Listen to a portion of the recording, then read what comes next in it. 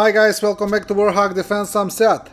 Well, Russia's FSB is investigating how some Russian helicopters ended up in Ukrainian hands. Russian fighters witness how their entire units were destroyed in combat. Nothing unusual, just the Russian occupiers received a new batch of MON-50 mines. I am, of course, not an explosives engineer, but it seems to me that this MON-50 is missing something. Russian technology, ladies and gentlemen. Hilarious. Наша авиация.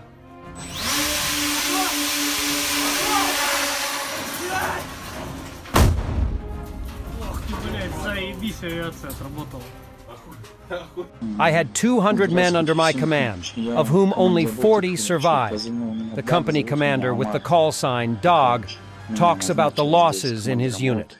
He says that they are sent for an assault with one machine gun in their hands, when the Ukrainians are armed with tanks and armored vehicles.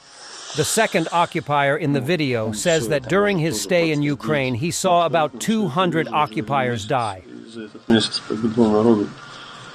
Я даже не знаю сколько. Больше 200 человек на моих глазах только. И все это главное безрезультатно. Only 3 bodies are reported to have been recovered from the wreckage of the large landing ship Novocherkassk, destroyed by a Ukrainian missile strike in the port of Feodosia. The rest of the Russian Black Sea Fleet has reportedly left the port due to its vulnerability. Recent pictures published by the Crimean Wind Telegram channel show the remains of the ship being lifted from the water by a large floating crane. It seems clear that the Novocherkassk was completely demolished by the explosion that sank her. According to the VHK OGPU Telegram channel, only 3 remains were recovered but have not been identified due to the effects of the fire, explosion, and submersion in water. DNA testing is being carried out. 33 contract sailors and 4 conscripts reportedly remain missing. The military authorities are, as usual, telling the relatives nothing. Families have mounted their own efforts to find their relatives, ranging from consulting fortune tellers to posting appeals on social media. One such appeal says, "We are looking for guys serving on December 26, 2023 on the BDK Novocherkassk, who presumably were hospitalized from Feodosia from 26-29 December 2023 to burn centers. Moscow, Rostov, Krasnodar, St. Petersburg, and there may be other cities. Perhaps the guys were put into a medical coma. Perhaps they are under other people's names." This seems unlikely, however, as there have been no reports to suggest that injured survivors are still unidentified somewhere more than 40 days after the sinking. Russian sources report that the FSB of Russia conducted an investigation and opened 2 criminal cases regarding the transportation of 59 aircraft and helicopters, Il-76 and Mi-8, from Russia to other countries from March 2022 to June 2023. 3 of these helicopters, somehow 3 Mi-8 helicopters, got into Ukraine and are used against the Russian army during the war.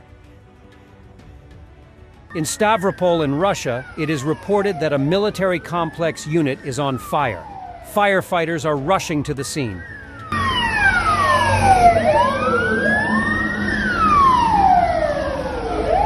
Tucker Carlson continues to use the interview with Putin, this time at the World Government Summit in Dubai.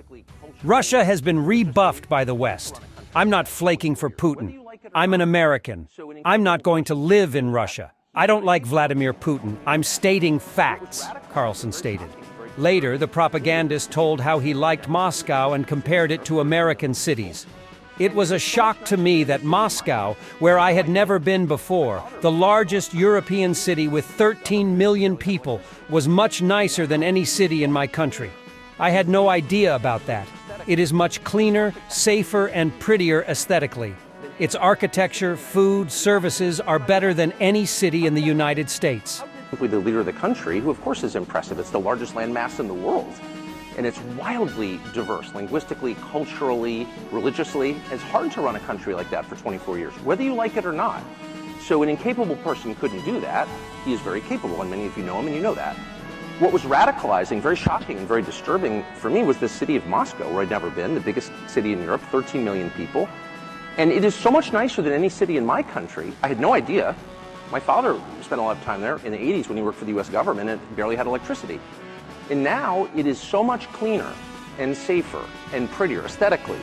Its architecture, its food, its service, than any country, city in the United States that you have to, and this is non-ideological. How did that happen? How did that happen? And at a certain point, I don't think the average person cares as much about abstractions as about the concrete reality of his life. And if you can't use your subway, for example, as many people are afraid to in New York City because it's too dangerous.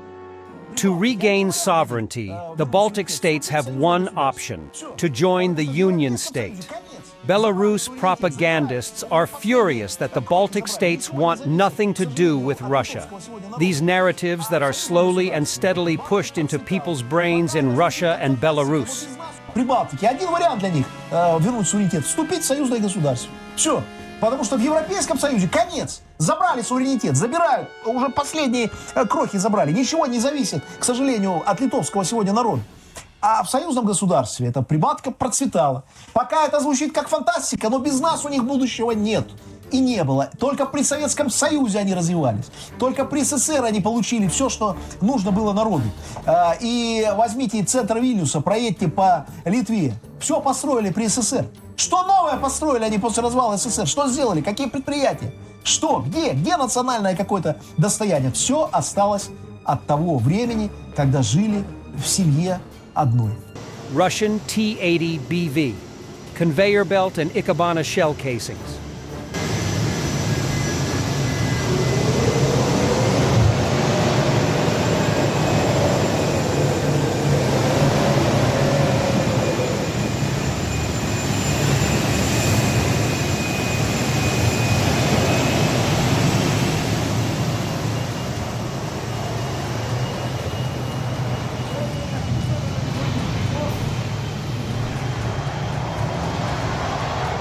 Bradley with multiple shrapnel damage to the sides of the hull.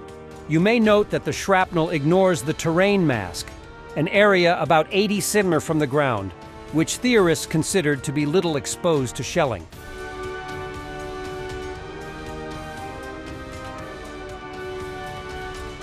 Thank you for watching. I hope you liked this video. If it's so, comment, like, subscribe, become our member and stay strong. Thanks for watching, and don't forget to subscribe. Also, if you want to support Warthog Defense, please become our member and get early access to new videos, exclusive members-only videos, and become administrator in comment section. The membership link is in the description. Every day. We had a guy last week, it's 6 rescues in 6 days. You know, he's doing the job every day.